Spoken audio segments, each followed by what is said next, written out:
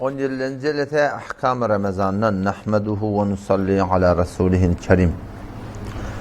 Aradayın ahir kullarını görüp yettik. Bu da etikaf kulları. Belli mescitlerde etikaf başlattırlar. Elhamdülillah Türkmenlerin arasında yoğuştan yoğun olmanın uğru. Geçenki derste şöyle etikafın utuna denana nerede etikaf oturmalı? Erkadam nerede etikaf oturmalı? Enva etikaf nazire elhamdülillahi vel minne şoğutuna gurrum oldu. Şimdi aynı namazı bir zat bolşu alak. Namazın kavatta böyle namazın doğru dediği yani. Namazın fasit boluptur. Yani şu suratında etikafta fasit ettiğin zatlar var. Yani etikafın bozuluyor. Ama sen şöyle eden etikaf niyetini eğer vazibattan olsa ya başka bir suratında olsa ki kaza etmeklik boyunun vazip olsa şunu ne öğrerdin? Şunu yamaçlardan öğrenmeklik olacak. O zaman Üstad-ı Muallif rahmetullahi aleyhi kitap düzen adam nesi de tanaptır ki etikaf nemmelen fasit buluyor. Avvakti bil huruc minel mescid bidunu udrin. Bidunu uzr mescitten çıktan. Şimdi etikaf mustahap buldu. Her vakit mescide varsan etikaf niyetinden mi bulduk? Ola sen şimdi daşı çıktın hutbukot ne oluyor? Sen etikafın var tamam mı oluyor? Yamaçlardan içilikini niyet etmedi. Onun bir müşkülü yok. Bu diye bu gurrun fasit etmekle utundu. Yani etikafın kullanın yani bozuluptur. Sen şu an mustahap etikaftaki her vakit mescide giriyorsun. Çıkanda hutbukot ne oluyor? Etikafın öyle tamam oldu da.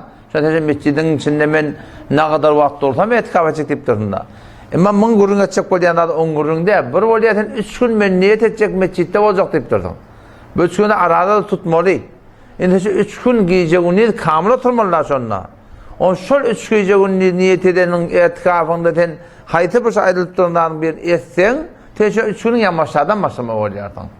Yani ya şu bir günü hava, şu bir günü ki fasit et yerdin, şunu yamaçtan sonra kadahından mı olayarsın? Niyetini oraya sudatla değil, cübran etmeni oluyor yani. Şun kurtun yani. Ya hemen sen şu vaat inni aradan bir hemen 10 gün etikaf edecek deyip mescide giriptir.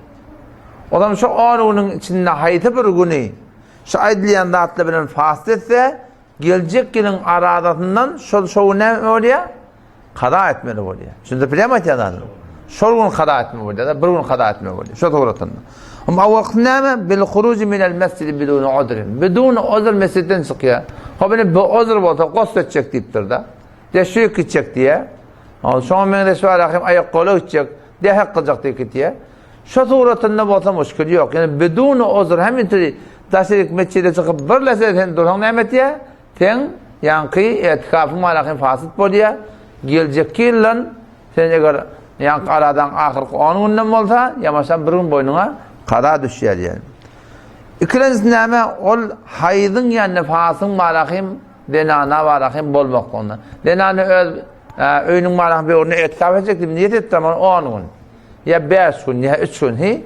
Onsa arada ne ay baş görüyor. Ya oğlun dünya galattır.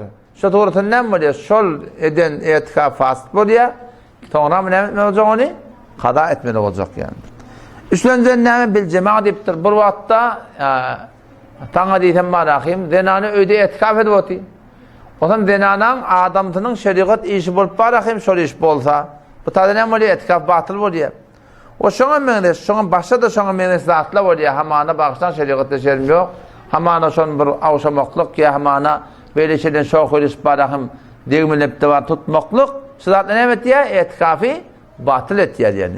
Yani hamana sen şu at benini denana öde turta bir şeriyandat erkadam da mescitte oturtup pişiriyanlar. Şun bir adam mescitte etikaf ediyorsa denanada salamı şun yanına barıp başarıyor.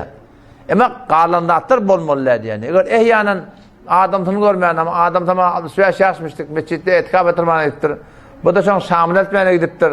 Onun sonra şu öyle böyle şeyle gurrun vakit deyütte valakim hakikat oyanmayan gurrun olsa işte ne ya? Şol etikafı batıl etti yani. Şu doğrultunda. Hop bula yankı 3 gurrun oldu. Şimdi ne kadar olurlar var ki şol mescitten çıkmaklık bilen malahim müşkülü yok yani. Bir zatla oluyor Sen şu da direktli var etikafdan çıkıyordun. Bunda bir müşkülü yoktu etikafına. Yani 3 murat näme dedi etikafı fasit et diye. Ama ne kadar odurlu oluyor? O näme hamana peşe etme oluyor, dehret etme oluyor. Ya suğa düşmeli oluyor. Suğa düşmekte näme hakkında? Cenabatın hakkında. Yani bir adam iki etikaf niyet ediptir. Yankı vacip etikafı. Ya aşırı Ramazan'ın ahir 10 gününe. Şu 10 gününe sen keyfini tuğuşup başarmayarsın yani. Men qılıp baryan, men 5 gün tuğuşmadığıma, 8 gün tuğuşmadığıma üstüm portayıptır. Bu da direktli tuğa düşüp bolmaya. Meğer birçe tuğrasına tuğuşup bolya, o da näme? Şu yankı vurun. Eğer yankı barahim vacip bolsa, boyunna qost etmektir kamana. Her nevi qoslu vacip bolupdur da bilýär. Eger bir tuğrasında bolya tuğuşsa, o da näme? Şu mescidin öyle içinde hammam bolsa. Mescid var, mescidin palşo mescidde de bilýär, mescidden aýra. Mescidin öyle içinde ne kadar yerden hem bolýar? Hammam bolýar. Evet de bizim Türk milletinde ýokra, Pakistan'da bu var. Pakistan'da kullin zatlara olan tertip kurupdurlar. O tarafta beter kılgınlar. Nazur kılgın yani. Onşan yani hammam olupdur eseri. Mescidin ölçünde.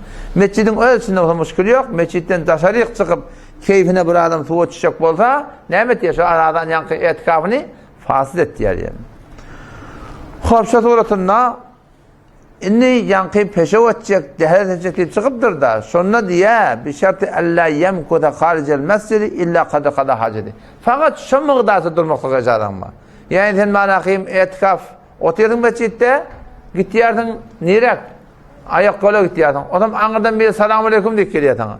Ve aleyküm esselam sağmatıyım kökürüm mü deyip dursan sen etikaf matlı oluyor. Yani durmaklığı ezadan yok yani. Sen anırdan bir selamun aleyküm falanı berik gel. Sen şu yeniden tümürdük kayıtmanı ve aleyküm mesela geri ver dost. Ben etikaf mescide girdim. Yani şu orta yolla bir hiç olman durmallardan inşallah Teala. Ondan sonra zımma gitmeli oluyor. Eğer bir adam böyle zımma mescitte etikaf oturuyor. Orkadan çıkmalı. Bir vatan zımma gitmekten boynuna da anla. Farz zaten. Zımma gitmeli oluyor. Zımma gitmeli olanda da sen şu tarafı zımma okuyan kamcık ne? Salamcık kayıtmalı verdik yani. Yani sünnetlerinde gelip de ne? Şu mescidinde, öğle mescidinde okuymaklık. Başka bir zattan şireyim, güyünmenmeklik, davet etmeklik, bunlar doğru der diyelim. Şu suratından.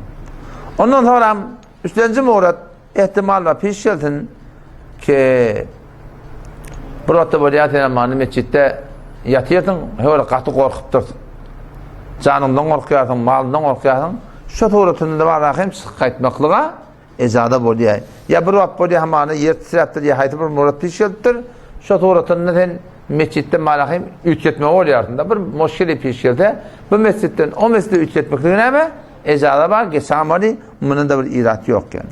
Ondan sonra ýene mu'tekef adam hop ýöneke wagtlary mescid iýmeli içmeli yer del. Mescid iýmeli yer del. Mescidde bir wagt iýsen bolýar ki bir musafir bolup barpdyrdyň. Başga kapdan hücreti ýok, zady ýok. İçeri yeri yok. Şu suratında var akım mescidin içine inmekte içmekte ecada var. Az cümle şeyi yankı etikaf oturan adamlar mescitte oturup da var iyide de ister de bununla hiçbir gurun yok. Ve hatta var akım yankı aluğatı da edecek ota basarıyor yani. Yani bana dükkanım almıştık, dağıdım almıştık. Yankı dağıtlar var akım taraftan geldi mescidin içine etikaf vaktinde mescidin içine oturup da mamule edecek olan edamalı. Yani işte hemmeti bak kavanini şer'daşı, şeriatta Huda veren peygamber şu bir hudud koyuptur, kavanini koyuptur.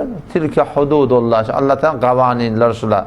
Fela takrabuha şunları yakınlaşmak diye. Yani şunları tertleşmektige alet etmek deyip ayttığı. Allah Teala kabul etsin. Vesselamu aleyküm ve rahmetullah.